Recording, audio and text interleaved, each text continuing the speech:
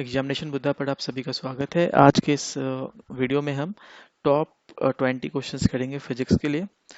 ये जितने भी क्वेश्चंस हैं ये सारे आने वाले 66 बीपीएससी के लिए इक्वली इंपॉर्टेंट है। तो चलिए इन क्वेश्चंस को शुरू करते हैं। यह सेट नंबर 2 है। आज के टेस्ट में जो कट ऑफ रहेगा वह 16 होगा। पहला क्वेश्चन सॉल्व करते हैं।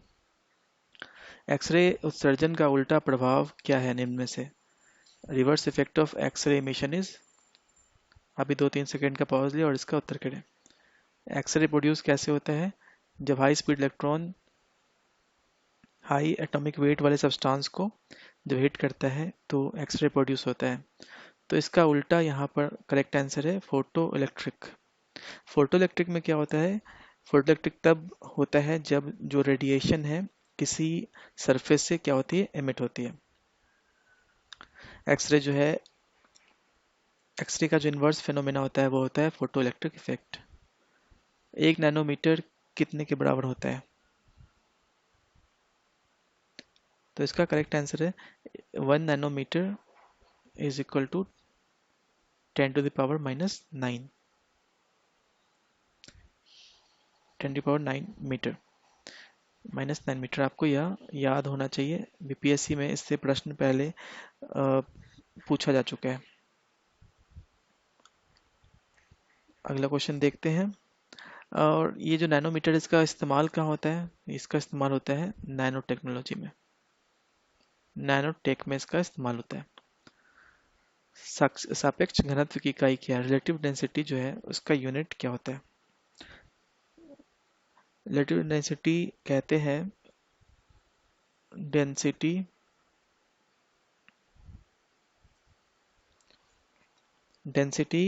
और सब्सटेंस के डेंसिटी को किसी रेफरेंस मटेरियल पर, density of a substance to the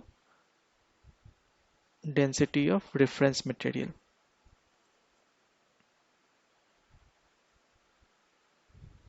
तो यहाँ से हम यह निकाल सकते हैं, इन्फर कर सकते हैं कि रिलेटिव डेंसिटी जो है उसका यूनिट कुछ नहीं होता है, इसकी कोई इकाई नहीं है। इंपॉर्टेंट क्वेश्चन है, आप इसको मार्क करें। कौन सी एक इलेक्ट्रोमैग्नेटिक वेव है, इलेक्ट्रोमैग्नेटिक तरंग है?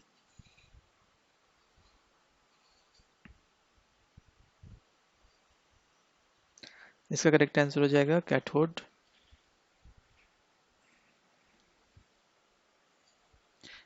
आप इसका उत्तर करें। माफ कीजिएगा, कौन सी एक इलेक्ट्रोमैग्नेटिक वेव नहीं है? नॉट। यह प्रश्न में मिस्टेक है, टाइपिंग मिस्टेक। तो इसका करेक्ट आंसर है ऑप्शन 3। कैथोड रे जो है वह इलेक्ट्रोमैग्नेटिक वेव नहीं है। इलेक्ट्रोमैग्नेटिक वेव कौन कौन से होते हैं? तो वो होते हैं रेडियो वेव, माइक्रोवेव्स, इंफ्रारेड जो कि विजिबल लाइट होता है, यूवी, एक्स रेज और लास्ट में गामा रेडिएशंस।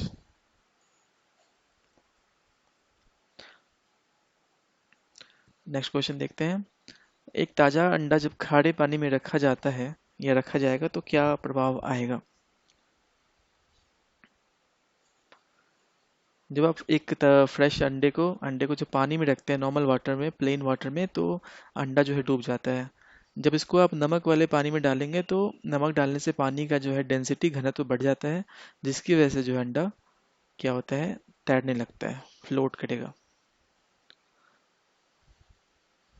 एक ठंडे दिन पर जब कमरे का तापमान 15 डिग्री होता है तो एक कलम की धातु की टोपी उसके प्लास्टिक शरीर की तुलना में बहुत अधिक ठंडी हो जाती है, हालांकि दोनों 15 डिग्री के समान तापमान पर होते हैं। तो ऐसा क्यों होता है? आप ऑप्शंस देखें।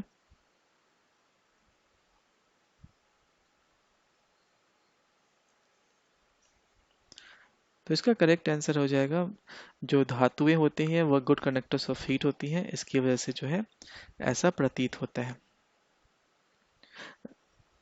रूम टेम्परेचर जो है क्या होता है, जब ठंड के दिनों में हमारे बॉडी टेम्परेचर से कम होता है, चूंकि मेटल का जो है higher coefficient of thermal connectivity होता है प्लास्टिक से, इसीलिए वह क्या होते हैं, बेटर कनेक्टर होते हैं हीट के प्लास्टिक के कंपैरिजन में।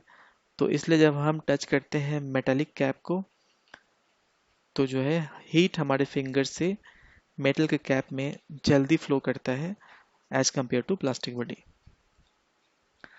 डायरेक्ट करंट की जो फ्रीक्वेंसी है वह क्या है? डायरेक्ट करंट जो है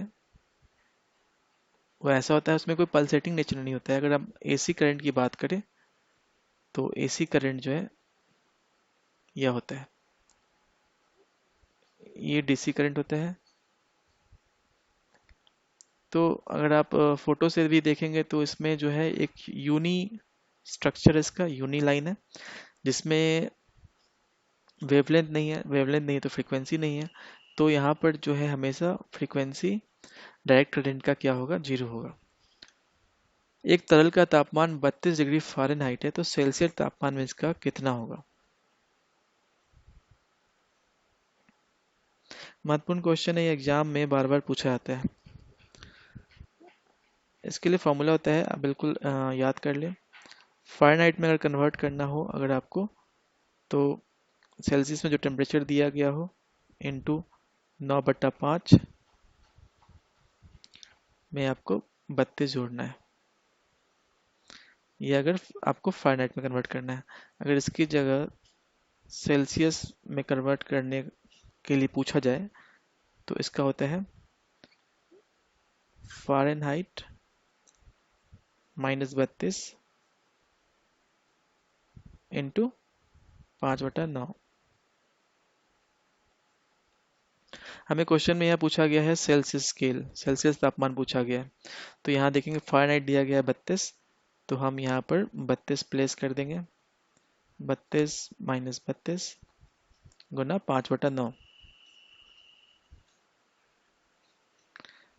तो जब आप इसको कैलकुलेट करेंगे तो 32 से 32 जीरो हो गया, और जीरो से कुछ भी मल्टीप्लाई करते हैं तो वह जीरो ही होता है। तो ऑप्शन यहाँ पर क्या, बी हो जाएगा करेक्ट। इम्पॉर्टेंट क्वेश्चन है, एग्जाम में यह पूछते हैं बार बार, कन्वर्जन से क्वेश्चन। ध्वनि तरंग की गूंज के लिए कौन सी घटना जिम्मेदार होती है? जो साउंड का इको होता है किसकी वजह से होती है, वो कौन सा फेनोमेना है? तो इसका करेक्ट आंसर है रिफ्लेक्शन। रिफ्लेक्शन की वजह से जो है इको ऑफ साउंड वेव जो है आपको दिखाई देता है। एक लोहे की गेंद मरकरी से भरी बाल्टी में अगर गिराई जाती है तो क्या होगा?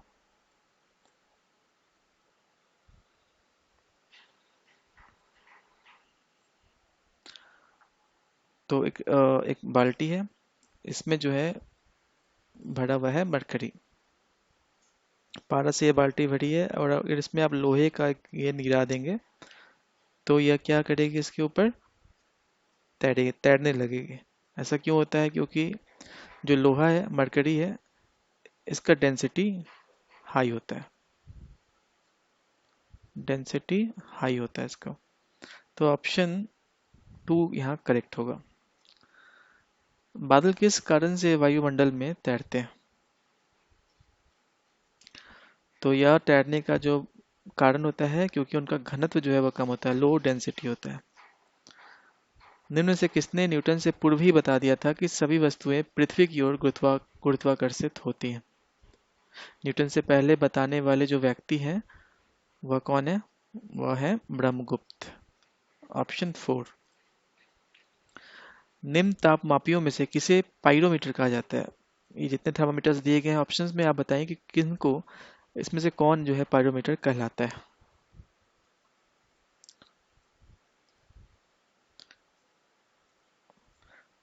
तो इसका करेक्ट आंसर हो जाएगा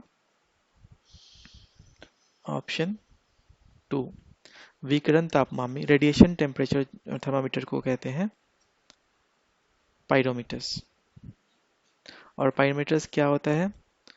तो पाइरोमीटर्स जो होता है यह आइडियल होता है टेम्परेचर मेजरमेंट लेने के लिए विदाउट कांटेक्ट।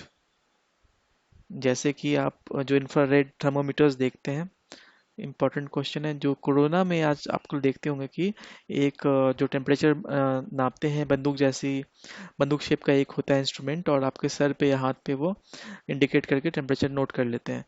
तो वह जो होता है रेडिएशन टेम्परेचर होता है, इंफ्रारेड टेक्नोलॉजी से वो टेम्परेचर को नापा जाता है। These are पाइरोमीटर्स। हीट का जो है, ताप का एसआई मात्रक क्या है? तो हीट का होता है केल्विन। बहुत ही इंपॉर्टेंट क्वेश्चन है, काफ़ी लोग इसमें कंफ्यूज कर जाते हैं, जो कि बाकी जो है टेम्परेचर का यूनिट है। निम्न द्रवों में से कौन ऊष्मा का बहुत अच्छा चालक है? तो अच्छा चालक, very good conductor of heat जो है वो है मरकरी। मरकरी का डेंसिटी जो है वो हाई होता है, यह आप याद रखेंगे, डेंसिटी हाई होता है इसका। अगला क्वेश्चन देखते हैं, कमरे को ठंडा कैसे किया जा सकता है? ऑप्शंस में देखेंगे अगर, तो पानी बहाने से रूम में ठंडा नहीं हो सकता है, एलपीजी से तो कभी नहीं होगा, मेल्टिंग द सॉल्ट होस को पिघलाने से नहीं हो सकता। तो बचा हमारे पास ऑप्शन 2, जब आप कंप्रेस्ड गैस को छोड़ते हैं, कंप्रेस्ड गैस की वजह से जो है कमरा ठंडा कर सकते हैं। अशुद्धियों के कारण द्रव का क्वथनांक क्या होता है? बॉइलिंग पॉइंट में जब आप इम्प्योरिटी मिलाते हैं तो बॉइलिंग पॉइंट बढ़ जाता है। ऑप्शन 1 करेक्ट हो जाएगा। जब हम जल के नीचे सुराही भरने के लिए रखते हैं, तो जैसे जैसे सुराही भरती जाती है तो वैसे वैसे हमें विशेष प्रकार की ध्वनि सुनाई देती है। इसका कारण क्या है?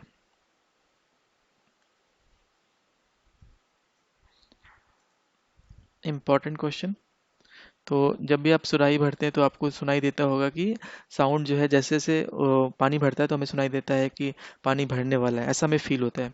वह जो साउंड है वह होता है बिकॉज ऑफ रेजोनेंस, अनुनाद की वजह से। ऑप्शन 3 करेक्ट हो जाएगा, इंपॉर्टेंट क्वेश्चन है। सब्जियों को कम समय में पकाया जाता है नमक की एक चुटकी जोड़कर, क्योंकि ऐसा क्या होता है, जब हम खाना पकाते होते हैं तो एक नमक डालते ही जो है खाना जल्दी पे जल्दी पकने लगता है। ऐसा होने का कारण क्या है?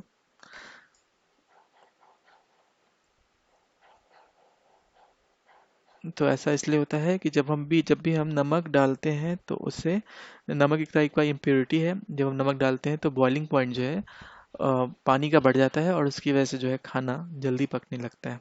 ऑप्शन 1 करेक्ट हो जाएगा। और जो आखिरी प्रश्न है आज के प्रैक्टिस सेट का, एक बम चंद्रमा पर फट गया, आपको इसकी आवाज पृथ्वी पर सुनाई देगी, कब सुनाई देगी, कितने मिनट के बाद? बड़ा ही इंटरेस्टिंग क्वेश्चन है। तो अगर चंद्रमा पर बम फट जाएगा तो हमें कुछ की आवाज़ सुनाई देगी? तो नहीं सुनाई देगी, क्योंकि साउंड की जो प्रॉपर्टी होती है, sound needs a medium for its propagation.